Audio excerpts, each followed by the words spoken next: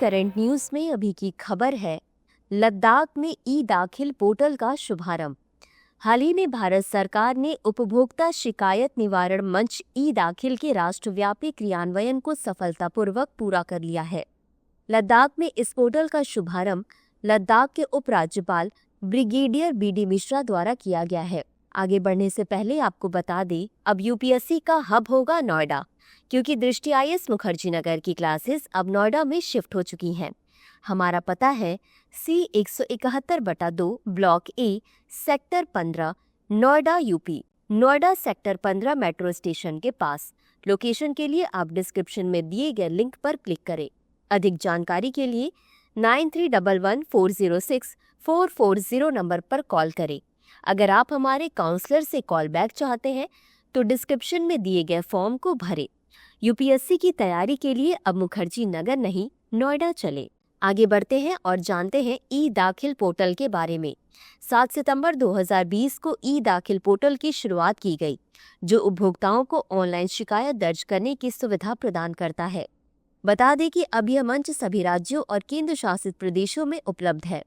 यह पोर्टल उपभोक्ता मंचों पर शारीरिक रूप से जाने की आवश्यकता को समाप्त करता है, जिससे शिकायतों के समाधान में सुविधा और दक्षता सुनिश्चित होती है। इस पोर्टल में उपयोगकर्ता को अपनी शिकायत दर्ज करने, आवश्यक शुल्क का भुगतान करने और मामले की स्थिति ट्रैक करने के लिए एक सरल और उपयोगकर्ता अनुकूल इंटरफेस मिलता है। इस पर उपभोक्ता अपनी शिकायत मोबाइल नंबर या ईमेल से पंजीकृत कर सकते हैं। नवंबर 2024 तक इस पोर्टल पर 2,81,024 से अधिक उपयोगकर्ता पंजीकृत हुए हैं, जिसमें 1,98,725 मामले दर्ज किए गए और 38,453 मामलों का समाधान हुआ। चलिए अब जानते हैं ई जागृति प्लेटफॉर्म के बारे में। ई दाखिल की सफलता के बाद सरकार अब ई जागृति प्लेटफॉर्म पर काम कर रही है। इसका उद्देश्य केस प्रबंधन को सुव्यवस्थित करना, संचार को बढ़ावा देना, देरी को कम करना और विवादों के समाधान को तेज करना है। अब जानते हैं लद्दाख के बारे में।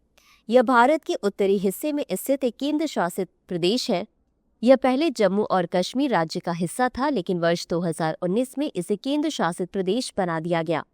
यहाँ की संस्कृति तिब्बती प्रभाव वाली है।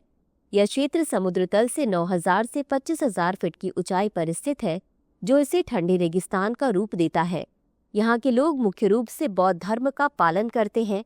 इस क्षेत्र में कई प्राचीन मठ और मंदिर स्थित हैं। इनमें प्रमुख हैं थिक्से मठ, हेमिस मठ और लामा यांगड्रोक मठ।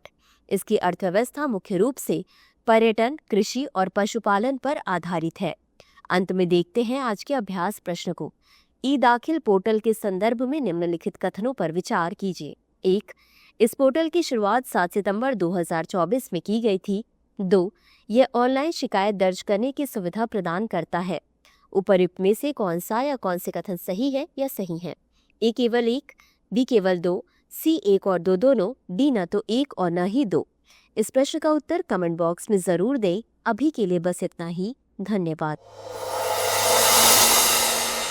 डियर व्यूअर्स, अपने एग्जाम की तैयारी को और बेहतर करने के लिए हमारे चैनल को लाइक, शेयर और सब्सक्राइब करना न भूलें।